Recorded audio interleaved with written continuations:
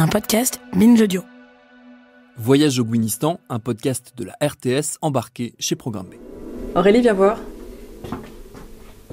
J'avais envie qu'on se mette devant le miroir puis qu'on se regarde. Qu'on se regarde. Ouais. Attention, terrain glissant. On parle des apparences. On parle des lesbiennes qu'on remarque. Il n'y a pas plus casse-gueule comme sujet. Dans ce podcast, on vous emmène dans nos aventures lesbiennes.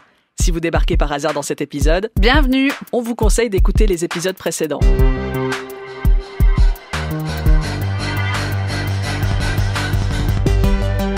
Voyage au Gouinistan, épisode 2, avoir l'air gouin. L'épisode de tous les dangers.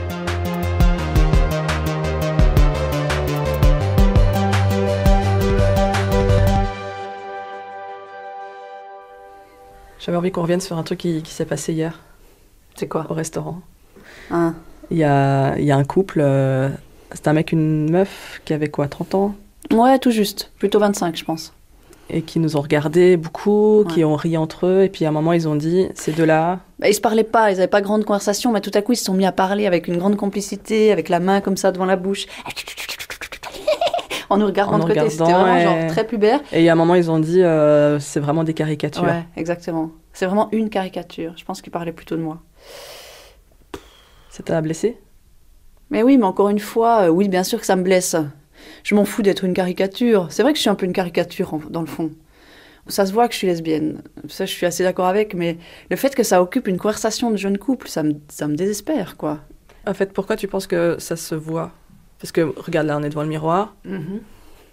T'as une coupe géniale, cela dit. Moi, c'est le matin, j'ai une coupe de merde. Enfin, de toute façon, c'est pas comme si j'avais d'habitude une super coupe, mais enfin, voilà. Non, t'es toujours très jolie, mais là, il y a quelque chose dans tes cheveux qui est plutôt électrique. Moi, j'ai un vieux reste de cheveux blonds que j'ai fait il y a 1 an, qui est dans le bout de mes pointes. J'ai une coupe au bol avec une nuque très rasée, j'adore. Ça fait très... Je sais que ça aide à ce qu'on me remarque comme lesbienne, mais j'adore.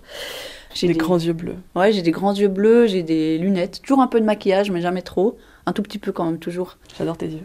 Merci. Toi, t'as les yeux tellement ténébreux. T'es ténébreuse, en fait. Je trouve qu'on a quelque chose de très fluide, quoi, comme ça, devant ce miroir. Non? Fluide. Fluide, genre... C'est vrai que moi, quand je marche, ça se voit que je suis queen. On marche peut-être beaucoup avec les épaules. Je sais pas, moi, je prend pense... une place qui est différente. Ouais, que... je dérange pas comme Dalida, quoi. Tu vois, on est plus sur... C'est vrai qu'on dirait qu'on a les hanches coincées, toi et moi. Mais par contre, on a dans les épaules une sacrée souplesse. Et à gauche, à droite, comme ça. Tac. C'est déterminé, on sait où on marche. Ouais. Ouais, déterminé, puis... Mais c'est vrai que ça fait on dit, là encore une fois, c'est des stéréotypes de genre, mais on a une démarche plus masculine. On met aucune séduction dans notre démarche aussi. Oui, ça c'est sûr. On n'est pas en défilé, quoi. Non, on mise pas là-dessus. Sur quoi on mise? La direction à prendre. La destination. Voilà, on mise sur la destination. C'est vrai. Tout d'abord, c'est important de comprendre que l'orientation sexuelle n'a rien à voir avec l'expression de genre. Autrement dit, la manière dont on s'habille ou se coiffe ne raconte pas qui on désire. Des clichés, quand on parle de l'apparence des lesbiennes, ça manque pas. Ce qu'on vous propose, c'est de les évacuer tout de suite.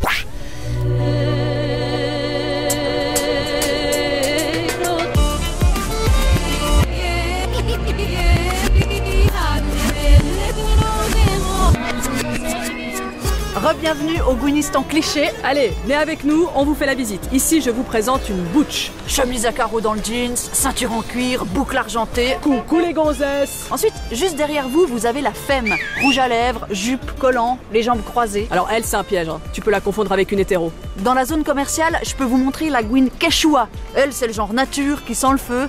Elle arrive au date avec un sac de montagne. Presque au même rayon, la Gouine Castorama, qu'on appelle aussi dans nos contrées la Gouine Jumbo. Alors elle dégaine sa visseuse plus vite que son ombre. Quand tu déménages, elle débarque alors que tous tes potes se sont trouvés des excuses. Ces catégories, elles nous font rire, mais au fond, on les aime pas trop. On a beau tenter de déconstruire tous ces clichés, on a hérité de ces caricatures. Après, ça veut pas dire que ça vient de nulle part. La figure de la butch, par exemple, elle existe. Elle est même revendiquée par certaines lesbiennes. La butch, c'est celle que d'autres appellent la camionneuse. Elle adopte des expressions de genre considérées socialement comme masculines, dans les habits, l'attitude ou la démarche. On la remarque. Et c'est précisément parce qu'on la remarque que parfois, elle dérange. Elle vient heurter une vision binaire du genre, la sacro-sainte règle qui traverse les siècles. Les hommes doivent être des vrais hommes. Et les femmes des vraies femmes. J'ai toujours été fascinée par celles qui cassaient les codes de la féminité. Ça a commencé par Brigitte, ma prof d'école enfantine à Fribourg. Elle avait les cheveux courts et elle portait des polos de rugby. Ensuite, j'étais amoureuse de Cathy, la meuf aux cheveux courts dans Hélène et les garçons. Il y avait Amélie Mauresmo, petite fascination pour ses abdos et ses triceps. Et puis Claire, une héroïne de BD aux cheveux courts et blonds. Si je voulais faire un dessin d'Aurélie, je ferais pas mieux. C'est vrai que je lui ressemble. Sauf que malheureusement, Claire était hétéro. Aurélie, elle m'a souvent parlé d'une fille de son collège à Delémont. Stéphanie. Du genre cheveux courts et nuque rasée, jogging et casquette. J'aimerais bien savoir ce qu'elle est devenue, savoir si elle a changé. En 2022, on trouve un numéro en 22 secondes. Un message à Stéphanie. 3 semaines de silence, puis une réponse, remessage, silence. Réponse. Aurélie lui donne rendez-vous dans la cour du collège. Elle répond. Yes, on peut faire ça. Mais franchement, il y a de quoi douter de sa venue. Viendra pas. Tout le monde n'a pas envie de retourner 20 ans en arrière. Je vapote un peu parce que je fais souvent ça quand j'attends. J'espère qu'elle viendra. J'ai un petit doute, mais j'espère. Cette fois, je crois qu'elle arrive, mais je suis pas sûre. Attends, je laisse mon sac. Salut! Une clope au bec, elle fait salut. Salut Steph, ça va?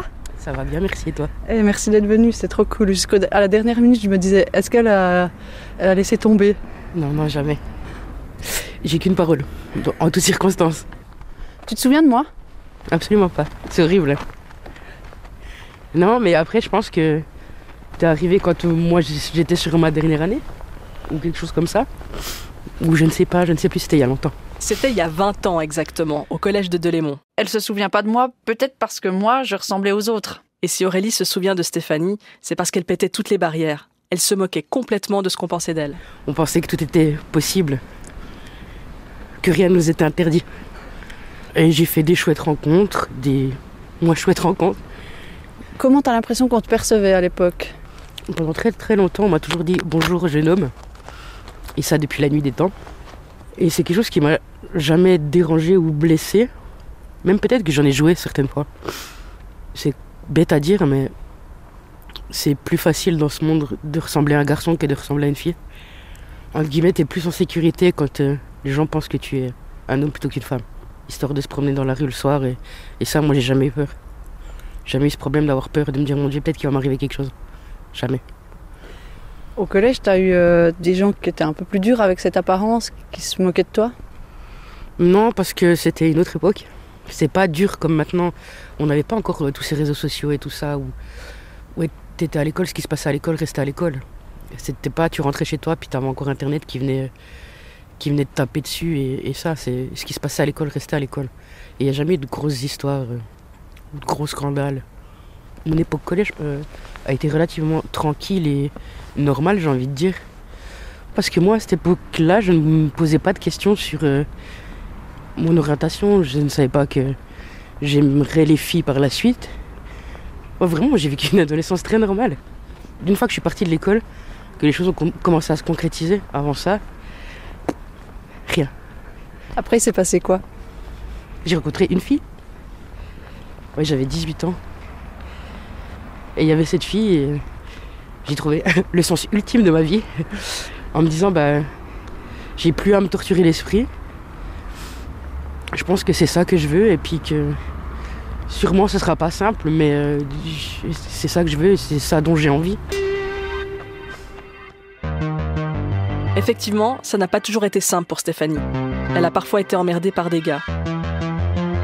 Parce qu'elle plaisait à des filles. Oui, c'est ça. Après, en soi, c'est flatteur, hein, mais pour eux, c'était peut-être un petit peu blessant. Après, c'est pas arrivé 50 fois, hein, c'est arrivé 1 ou 2 fois où voilà, il y a eu une petite échauffourée. Et je me suis pris une droite, pour dire la vérité. Et j'ai craché par terre, il y avait du sang. Et j'ai essuyé ma bouche. Je l'ai regardée, j'ai souri. Et je lui ai dit, t'es vexé parce que moi je sors avec elle et toi tu ne sortiras jamais avec elle. Et je suis partie. Tu lèves le poing. On peut dire que tu es quelqu'un de fier. Ouais, c'est pas très bien en soi. Des fois, la fierté est mal placée.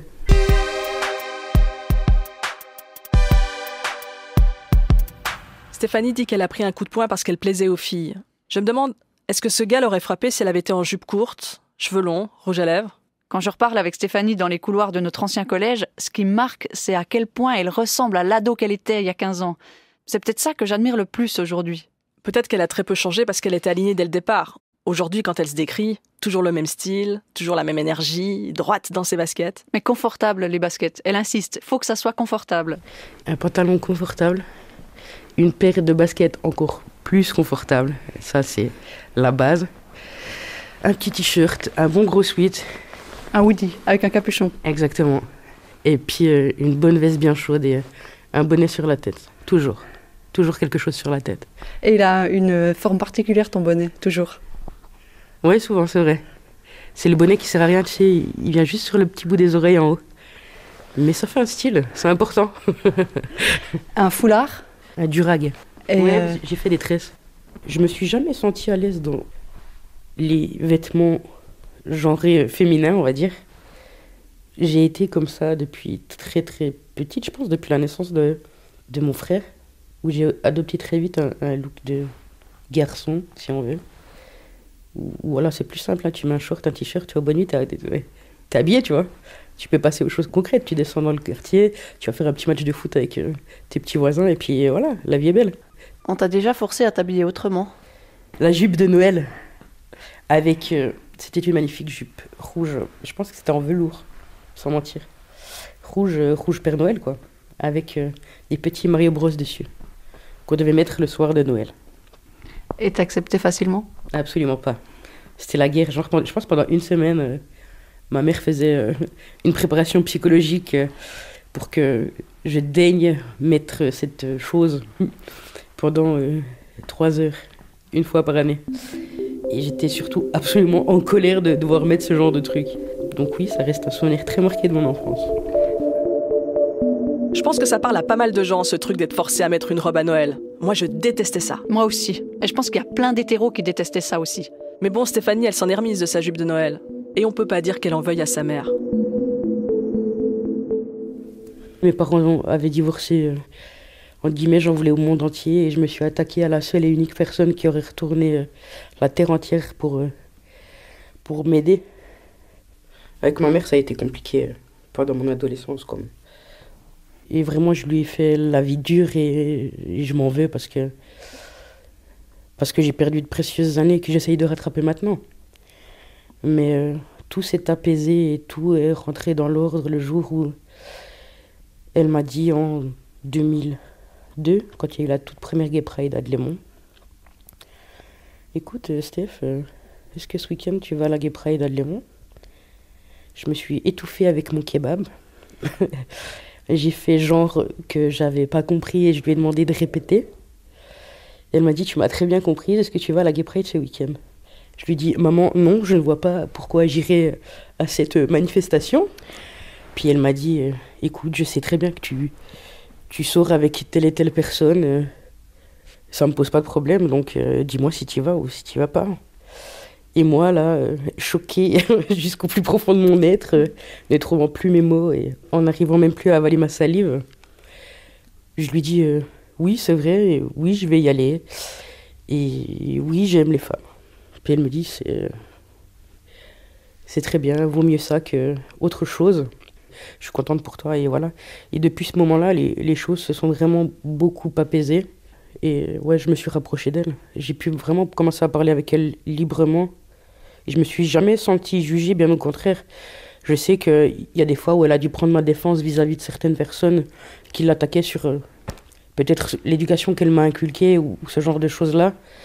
Alors qu'au final, ça n'a rien à voir avec une question d'éducation. On est comme ça, il nous faut un temps pour pouvoir répondre à ces questions qu'on se pose à l'intérieur et trouver le courage, entre guillemets, d'affirmer qui on est. Tu sais ce qui t'a donné le courage? Je pense qu'à un moment donné, je me suis dit, merde, c'est ma vie, je vais la vivre comme moi je l'entends. Si les gens ne sont pas d'accord, ben tant pis, mais je ne vais pas rentrer dans un moule pour faire plaisir au reste du monde parce que On vit pas pour les autres, on vit pour soi, pour sa famille, pour les gens qu'on aime, quoi. Est-ce que tu comprends que tu m'as marqué comme personnage? Non, toujours pas. Si, peut-être que j'étais la seule, j'avoue. Oui, j'avais un style particulier à cette époque-là. Enfin, particulier, on s'entend. Hein. Moi, à cette époque-là, où je posais pas la question de est-ce que j'aimais les hommes, est-ce que j'aimais les femmes. Même si, en 8-9e, là, sur les dernières années du collège, tu te dis, voilà, je traîne souvent avec des garçons, oui, on mate les filles. Commence à te poser des questions, ce serait pas mal. Et puis, plus tu te tortures l'esprit, moins t'as de réponse jusqu'au jour où t'as cette évidence qui vient et qui frappe à ta porte et tu dis, ben voilà, c'est la réponse à toutes les questions que je me suis posées jusqu'à maintenant. C'était une personne pour toi, cette évidence? Oui. Oui, je me souviens d'elle comme si c'était hier. Je ferme les yeux et je revis mon premier baiser avec une fille. Je sais qu'on était sur son canapé chez ses parents, qu'à la télé, il y avait E égale M6, donc c'était un dimanche soir. 30 secondes où j'ai eu le souffle coupé et que voilà, c'était une évidence pour moi. À partir de ce moment-là, ben, ça serait comme ça. C'est chou quand même, ça. C'est assez nostalgique, je trouve. Ça rend... Je sais pas. Moi, j'ai eu une nostalgie de ça à quel moment, Steph? Quand je me suis posée sur les toilettes à ranger tout toilette. L'inspiration des toilettes. Non, mais tu revois les mêmes cabines, puis tu te dis, ah, ok, ouais. Je me souviens de ça, puis je me souviens que c'était genre, les premières règles, les premiers machins. Il y avait un défilé de souvenirs bizarres.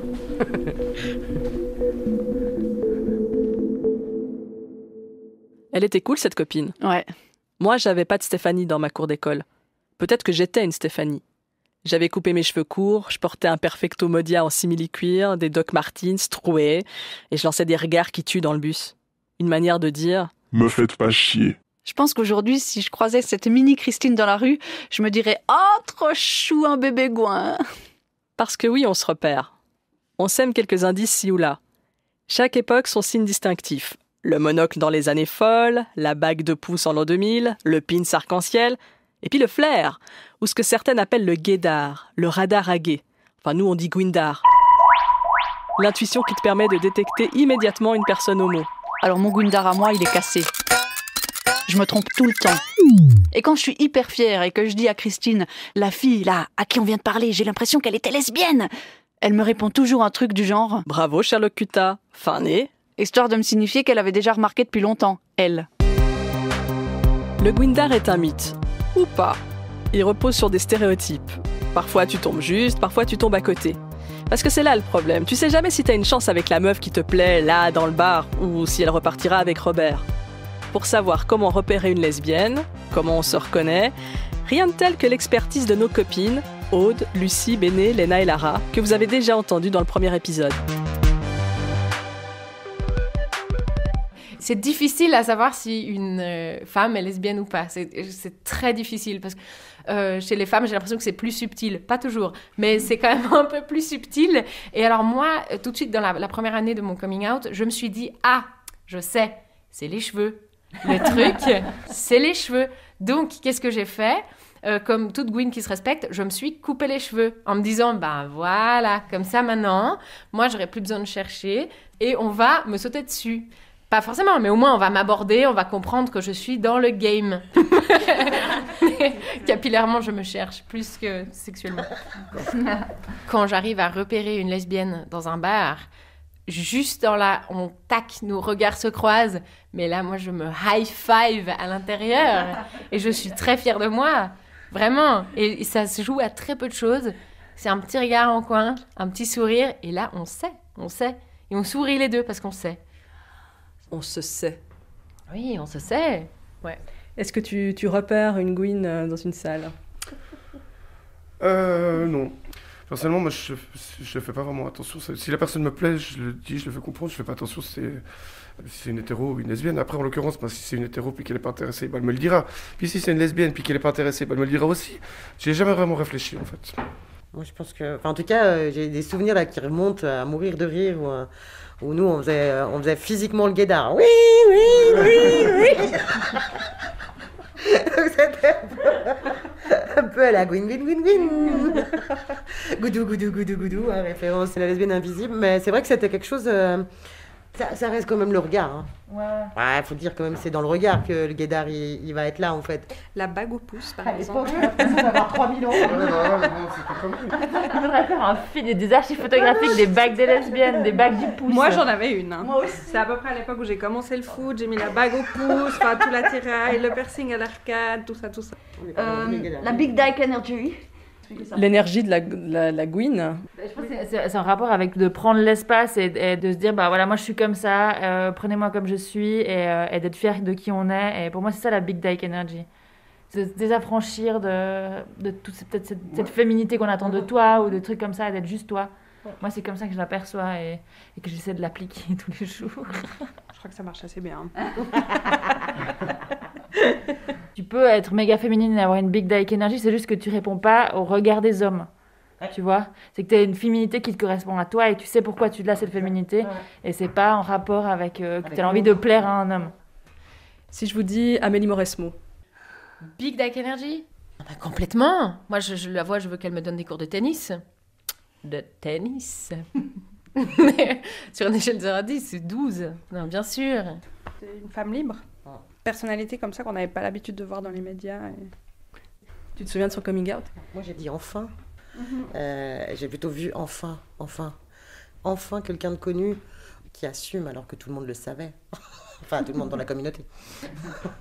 Moi, vu que je suis un poil plus jeune et que j'ai pas vécu... Enfin, je me souviens pas de ce coming out comme ça, mais pour moi, Amélie Mauresmo, ça a toujours été vraiment la femme puissante qui fait peur, tu vois. Pas à moi, mais tu vois très bien qui fait peur parce qu'elle est puissante, elle était forte et qu'elle gagnait et qu'ensuite elle a fait ce coming out. Ouais, je pense que c'est ça. Je pense que ça a dû me marquer ado de voir peut-être ce type de femme un peu avec un physique différent, faire les gros titres, gagner des trucs. C'était assez fascinant. Et de nouveau, j'étais là, j'aimerais moi aussi être sportive et gagner des trucs. Pas du tout. J'étais attirée par Amélie Mauresmo, on peut le dire, je pense. Voilà. Je veux vous montrer la vidéo si je peux. La vidéo dont parle Aurélie, c'est au journal de France 2 en 1999. Quelques jours plus tôt, Amélie Mauresmo se qualifie pour la finale de l'US Open. Si heureuse de gagner, sans réfléchir, elle va dans la tribune, elle embrasse Sylvie, sa compagne de l'époque. Elles feront la une de Paris Match, et dans le sport français, c'est le premier coming out lesbien. Elle s'en prendra plein les dents.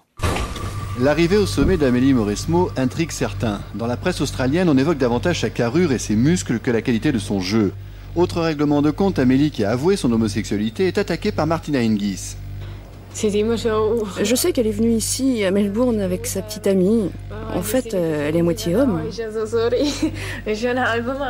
Ce qui compte, c'est le jeu d'Amélie, un tennis d'une grande qualité technique, un service puissant, sans doute le plus beau revers du circuit féminin. C'est vrai, des qualités physiques exceptionnelles et une tête très solide. Hingis ne lui fait pas peur, même si elle ne l'a jamais battue. Mais bon, moi, c'est le mot avoué qui m'écorche.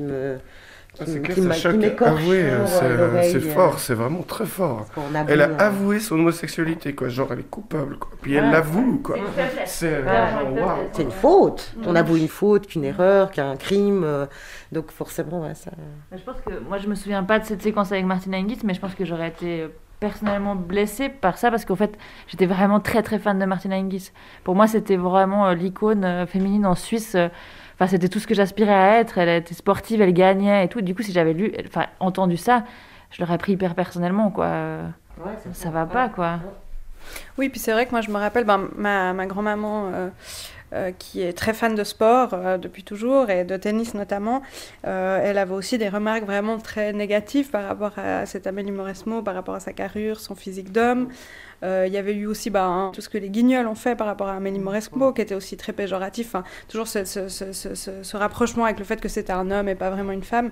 Et c'est vrai que moi, c'était pareil pour Gazon Maudit. C'était des choses, c'est que des choses qui m'ont fait hyper peur en me disant, mais en fait, je me rends compte que je préfère les filles.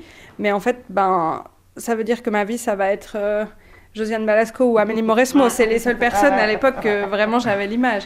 Nous, ça nous fâche profondément ce truc de Martina Hingis parce que et moi, j'arrive pas à me dire. Enfin, si j'avais vu ça à la télé en 99, j'avais 12 ans. Je suis pas sûre que ça m'aurait choquée. Et c'est ça qui me fait le plus peur. C'est ça, parce que ça y a aussi l'environnement social du moment. Oui, je sais pas quel âge elle avait dans les années 90. Je pense que c'est aussi peut-être dû un peu à jeunesse ou son inexpérience. Ce qui ne veut pas dire que j'excuse son commentaire, mais en fait, peut-être qu'à 18 ans, j'aurais totalement pu avoir tenu ce genre de propos, donc je peux avoir de l'indulgence aussi vis-à-vis de Martina. Et en fait, le sujet, il est plutôt il prend plutôt la défense d'Amélie Mauresmo. Il met en avant... avec beaucoup de maladresse. Mais avec beaucoup, encore là, c'est ça. On essaie de faire bien ou mieux, mais avec 25 ans, 30 ans de recul, ça passe plus. Bon.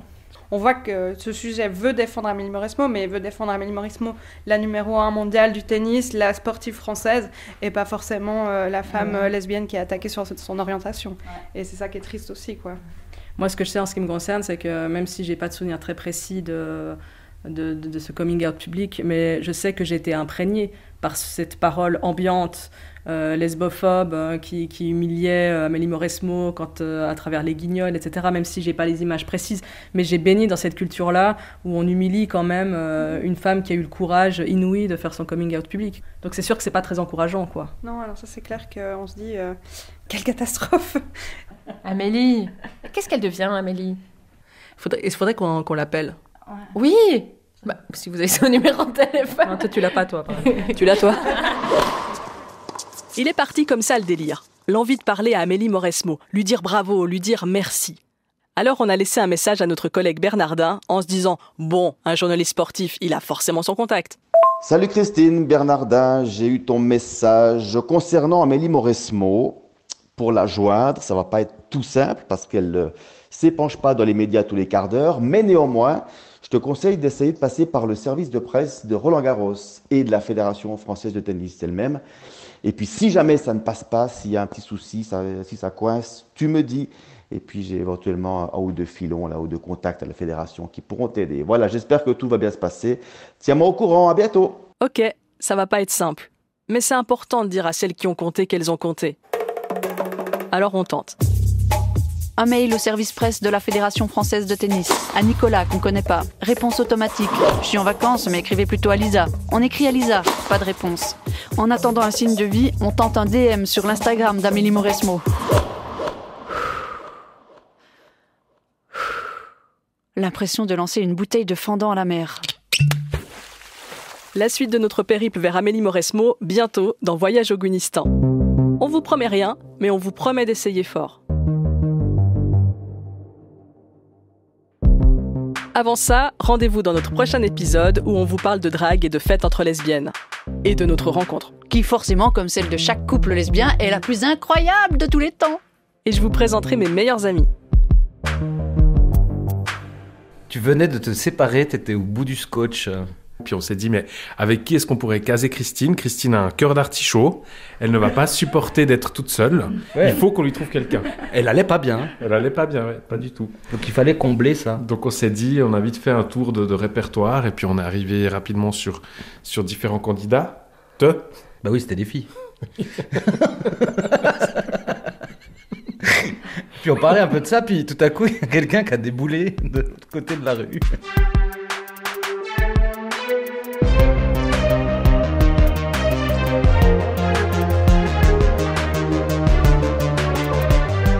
Voyage au Guinistan, un podcast d'Aurélie Cuta et Christine Gonzalez. Réalisation Marc Frochot. Musique Sandor. Production Véronique Marty et Grégoire Moll. À suivre. Et sachez que la saison 2 de Voyage au Guinistan, Destination Vieillistan, la suite des aventures de Christine et Aurélie, c'est à découvrir en ce moment sur l'application Play RTS ainsi que sur toutes les applications d'écoute.